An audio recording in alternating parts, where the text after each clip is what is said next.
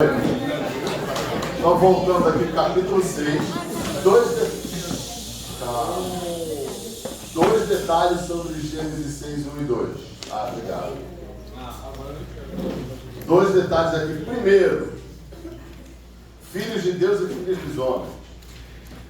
Vocês já devem ter se perguntado, já devem ter lido, já devem ter ouvido. Se vocês leram Ias, ele provavelmente falou disso. Provavelmente não, ele falou disso. Existem três possibilidades aqui. Possibilidade número 1, os filhos de Deus são linhagem de Abel, que veio de Sete, linhagem de Sete, filhos dos homens, linhagem de Caim. Ou seja, você tem homens da linhagem que busca Deus, com mulheres de uma linhagem ímpia, eles se casam e dá ruim. Essa possibilidade, ela tem um problema. Ela não encontra respaldo no restante do Pentateuco, porque a expressão filhos de Deus, ela aparece no Pentateuco e aparece no livro de Jó, e ela sempre se refere a anjos. Ela nunca se refere a homens. Filhos de Deus são anjos. Filhos dos homens são homens. Então isso é bem estabelecido no Pentateuco, isso é bem estabelecido no Antigo Testamento. Segunda possibilidade, anjos se materializaram, eles assumem a forma humana e casam com as mulheres. Problema com essa visão. Como é que anjo vai produzir material genético para engravidar as mulheres?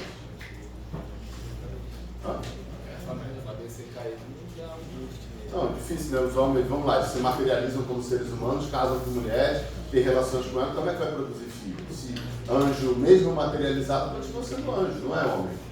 Difícil, né? Aí, no caso, que anjos seriam? Eles seriam demônios. Terceira possibilidade, demônios possuem homens, casam com essas mulheres, têm filhos com essas mulheres que são humanos, mas são pessoas numa sociedade completamente pervertida.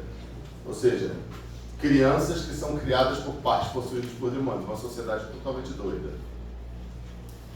Essa possibilidade ela é interessante, ela meio que supera o problema das outras duas. É a possibilidade que eu defendo? É difícil. Eu não acho que sejam homens ali, homens, descendentes de Caim. Acho que o texto não dá indicação nenhuma. E a parada que acontece aqui é muito louca para ser uma coisa tão normal assim. Homens maus casaram com mulheres boas e... Não é isso. Teve um grau de perversão ali muito louco. E aí, você chega no verso 4, quer dizer, esse é o primeiro ponto. 3 possibilidades. A primeira eu descarto. A segunda e a terceira são interessantes, mas eu não sei como resolver os problemas. Agora, uma segunda questão aqui. Então disse o Senhor, verso 3, por causa da perversidade do homem, meu espírito não contenderá com ele para sempre, ele só viverá 120 anos, ou seja, não viverá nele para sempre, só 120 anos. Tem 2 possibilidades aqui. A primeira possibilidade é que o Senhor está anunciando já que 120 anos após esse momento, o dilúvio viria e destruiria a humanidade. Faz sentido. Faz pleno sentido porque, até onde nós sabemos, pela contagem da idade de Noé e por uma informação lá no Novo Testamento de 2 Pedro, a construção da arca, o tempo de pregação de Noé durou 120 anos. E ao final desse período a humanidade foi varrida do mapa. Essa é uma possibilidade. A outra possibilidade é uma comumente defendida de que o ser humano não vive mais do que 120 anos. E isso pode ter como prova, como fundamentação bíblica, a morte de Moisés. Moisés é a última pessoa a morrer no Pentateuco, lá em Deuteronômio. E Moisés morre com 120 anos. Então é mais ou menos como se a morte de Moisés aos 120 anos estivesse dando indícios de que o ser humano não passa de 120 anos. Aí a Letícia vai dizer, mas a minha vizinha lá na China tem 137 anos. Porque na China tem tudo, né? Tudo que você fala sobre a China é verdade, né? É tanta gente que não tem nem como você falar. Eu já ouvi uma pessoa falando, não, porque tem uma pessoa aí que tem a carteira de identidade dela, ela tem 122 anos. Eu falo, cara, que pena com essa pessoa, né? Assim, mas essas exceções, elas desmontam a regra do argumento de que o ser humano viveria só 120 anos? Acho que não, sei lá, não sei. Das duas, uma aqui. Aí você escolhe a interpretação que for melhor para você, não. Aí você fica com a interpretação que mais condiz com o trabalho que você fez. Você vai ler a Bíblia, você vai ler o Pentateuco ao longo do processo aqui, você vai ler outras coisas, você vai ler argumentos, e aquele argumento que te convencer no final vai ser um argumento que você vai levar para casa. Aí alguém vai te perguntar daqui a alguns anos, o que significa isso aqui? Você vai falar, não, significa que 120 anos depois veio o dilúvio. Não, isso significa que o ser humano não vive mais do que 120 anos. Eu acreditava no passado que o ser humano não vive mais do que 120 anos. Mas, quando a gente faz a análise contextual, o que esse texto está aqui, o que ele quer dizer dentro do contexto em que ele se encontra, hoje eu tendo a ideia de que estava relacionado aos 120 anos de duração do início do chamado de Noé até a vinda do dilúvio e a destruição da humanidade. Não tem relação com o período posterior. Até porque depois do dilúvio as pessoas continuam vivendo muito. O Noé vive muitos anos ainda. O Noé vive quase 300 anos depois do dilúvio. Os filhos dele vivem muito tempo. O pai do Abraão vive muito tempo. O próprio Abraão vive muito tempo. Tem uma decrescência ali na idade? Tem, mas ainda assim. Agora, então, os dois pontos. Filhos de Deus e filhos dos homens. Segundo ponto, 120 anos. Mas aí, voltando à questão dos filhos de Deus e das filhas dos homens, parece que o versículo 4 vai explicar para a gente o que ele quer dizer. Parece. Eu estou aqui, ao invés de dar a explicação de lambuja para vocês, eu estou querendo estou querendo guiar vocês pela análise do texto, pela análise do contexto, para ver se vocês enxergam alguma coisa no texto que vai te ajudar. Parece que no verso 4 o texto está respondendo uma pergunta. Naqueles dias havia nefilins na terra, e também posteriormente. Que dias? Naqueles dias quais? Quando os filhos de Deus possuíram as filhas dos homens e elas lhe deram filhos. Primeiro ponto. Antes desse casamento entre filhos de Deus e filhas dos homens, havia nefilins na terra. Depois, continuou existindo. Quem são esses nefilins? Tem um ponto que não está, um ponto na palavra, que é a análise do vocábulo, e o outro é o que o próprio texto diz. Sobre o vocábulo nefilim. Talvez alguém aqui tenha uma versão, se você está lendo uma versão diferente, tem alguém falando gigantes na Terra? Qual a versão que vocês estão lendo? NAA. Gigantes. Por quê? Quando o livro de Gênesis foi traduzido para o grego, lá por volta do século 3 a.C., os tradutores traduziram nefilim por gigante. Quer dizer, eu não sei se a primeira versão da Septuaginta trazia gigante ou se isso é uma versão posterior. A palavra é gigante. Só que o problema é que a palavra hebraica não é a mesma palavra para gigante no grego, que eu não me recordo. É uma palavra que parece terra, parece terra, mas enfim. A palavra no hebraico não significa necessariamente gigante. Nefilim significa os caídos. Vem de nafal, caído. Nefilim significa caídos. Bem diferente de gigante, né? Se você pegar a palavra literalmente. Agora, quem são esses caídos? Esses caídos são pessoas que já existiam na Terra naquele período e continuaram existindo depois. Esses caídos têm uma explicação sobre dom. A primeira explicação linguística. Nefilim significa caído. E a segunda explicação está no próprio texto. Eles foram os heróis do passado, homens famosos. Então eles eram homens de grande renome, antes do dilúvio. Você sabe o que é um herói na literatura do mundo antigo? O que é um herói? O herói ele é o filho de um ser espiritual com um humano. Aquiles era filho de um homem lá, que eu esqueci o nome, com uma ninfa do mar. O Hércules, ele era um herói, ele era filho de um deus, ele era filho de Zeus com uma mulher. Porque a Hera pegava no pé dele por causa disso. Se você viu o desenho da Disney, o Hércules não é filho da Hera. A Hera odiava o Hércules justamente porque Hércules era filho de um caso do Zeus. Mas tem o Teseu, lá o herói grego, ele era um herói. Então, heróis são filhos de seres espirituais, de deuses, ou ninfas, ou seres, com seres humanos. Então, esses caras aqui eram heróis, homens de renome da antiguidade, heróis, ou seja, eles eram pessoas que eram diferentes dos seres humanos. Eles já andavam pela terra quando as filhas dos homens estavam por lá. Por isso eles encontraram as filhas dos homens. E eles continuaram existindo na terra depois que as filhas dos homens, depois que eles casaram com as filhas dos homens. Agora, quem são esses caras? Bom, de novo, não dá para cravar com 100% de certeza, mas se você for a 2 Pedro, lá em 2 Pedro no Novo Testamento, tem um detalhe interessante. Judas talvez seja mais claro ainda. Deixa eu olhar aqui 2 Pedro primeiro.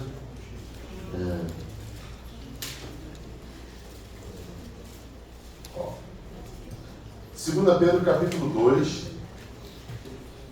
2 Pedro capítulo 2.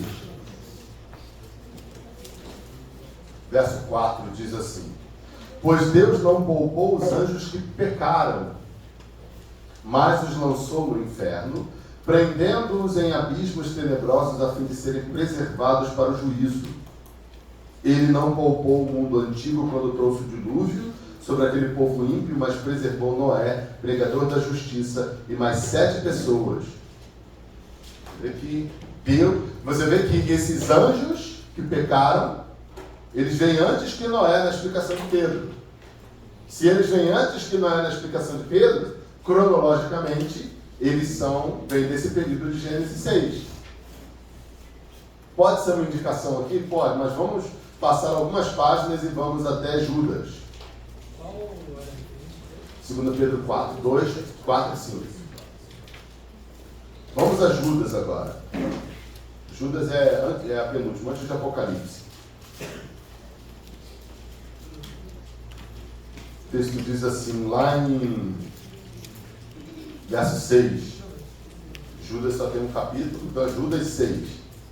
E quanto aos anjos que não conservaram suas posições de autoridade, mas abandonaram sua própria morada, ele os tem guardado em trevas, presos com correntes eternas, para o juízo do grande dia.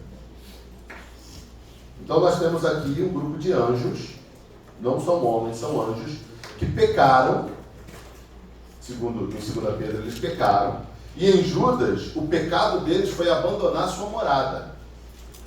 Eles saíram do mundo espiritual. Se eles abandonaram suas moradas, eles foram para talvez tenham visto do mundo material. Então é possível, isso é uma teoria, e bem fundamentada, eu acho. É possível que os filhos de Deus que aparecem nesse texto de Gênesis 6 sejam esses anjos que pecaram, abandonaram o mundo espiritual, vieram para esse mundo, e nesse mundo eles se casam com as mulheres, com as filhas dos homens, têm filhos com elas e criam uma sociedade muito louca. E aí Deus vai apagar essa sociedade e recomeçar, porque a linhagem do ser humano ela meio que está corrompida. Além do homem ser pecador, tem a questão deles estarem se relacionando com anjos caídos, com o nefilim. Ah, professor, mas nós continuamos pecadores, por que Deus não destruiu a gente? Porque nós continuamos pecadores, mas nós não temos por aí pessoas por aí que são filhas de anjos com homens. Nós não temos mais Hércules, Teseus e Aquiles andando entre nós, só para, usando eles como ilustração, óbvio, né? Nós não temos pessoas assim andando entre nós. Nós temos pecadores, mas não temos pecadores que são fruto da união entre demônios e mulheres, seja lá como isso aconteceu. É uma possibilidade interessante, não é? Parece que é o que o texto está falando aqui, gente. Era um mundo muito louco, muito diferente do mundo que nós vivemos hoje. E aí, por que esses anjos eles não podem mais ter acesso ao mundo e continuar engravidando mulheres? Porque eles estão presos em cadeias eternas. Eles já estão aprisionados no abismo. Eles não têm autorização, eles não têm possibilidade de virem a esse mundo de novo. Eles foram aprisionados em grandes cadeias e eles serão eles estão presos lá até o dia do juízo, do grande trono branco. Né? Fez sentido a minha explicação? Por que eu acho que ali não pode estar se referindo a filhos de pessoas da linhagem de Caim e pessoas da linhagem de Sete? E por que eu entendo que ali está se referindo a uma união maluca entre seres espirituais e seres materiais? O Wiersbe caminha nessa direção. Só que o Wiersbe é muito mais louco, né? Porque ele vai lá, o Wiersbe ele vira o cabeção e vai falar que a genética do ser humano mudou, que era uma contaminação genética, então as únicas pessoas puras daquele mundo eram da descendência de Noé, então por isso que eles foram preservados e tudo mais. Assim, a teoria dele é muito mais legal que a minha. Mas, se eu não me engano, é o Wiersbe que fala isso. Se não foi ele, é o pessoal que caminha com ele aí. Não, o Wiersbe, ele é top, mas ele tem umas paradas muito doidas, né? Tá, mas o cara tem direito, né? Mas ele fundamenta um que ele vem depois? Não, ele não inventa. O negócio do Wiersbe, ele está caminhando na mesma direção, ele está caminhando do mesmo jeito que eu. Ele analisa as possibilidades, ele olha para o texto e ele tem que escolher uma possibilidade. Ele acaba escolhendo aquilo que mais faz sentido. Só que o problema do Wiersbe é que ele é um pregador, e a linguagem, ele usa uma linguagem de pregador para... O Wiersbe não está fazendo igual eu estou fazendo aqui, numa sala de aula, apresentando as possibilidades. Ele está pregando no púlpito, ele está apresentando... Quando o pastor, se você já se perguntou assim, poxa, eu estava domingo na igreja, o pastor pregou uma mensagem e ele falou uma coisa que tem outras interpretações. Por que ele não falou das outras interpretações? Ele só falou daquilo que ele acredita. Porque pregar é isso, cara. Pregar, você tem que matar no peito e ser macho o suficiente para falar assim, essa é a interpretação que eu adoto e é isso aqui que eu vou ensinar para a minha congregação. O pastor não tem tempo de ficar explicando, pode ser isso, pode ser aquilo, pode ser... Não, se ele faz isso, ele perdeu a audiência, todo mundo já foi para o celular, para o Instagram. Sim? Conte não, por favor, por que faz mais sentido a sua tolerância? Por que faz mais sentido? Isso. Porque eu acho que faz mais sentido. Primeiro, por que não os filhos de Deus sendo da linhagem de Sete e filhos dos homens sendo da linhagem de Caim? Porque no Pentateuco e no livro de Jó, a expressão filhos de Deus é utilizada para se referir a anjos. Se você for em Jó capítulo 1 e Jó capítulo 2, você vai ver isso claramente. Ó. Deixa eu abrir para vocês aqui.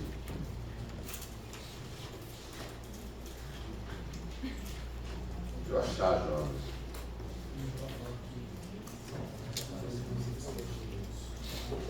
Deixa eu botar a fitinha.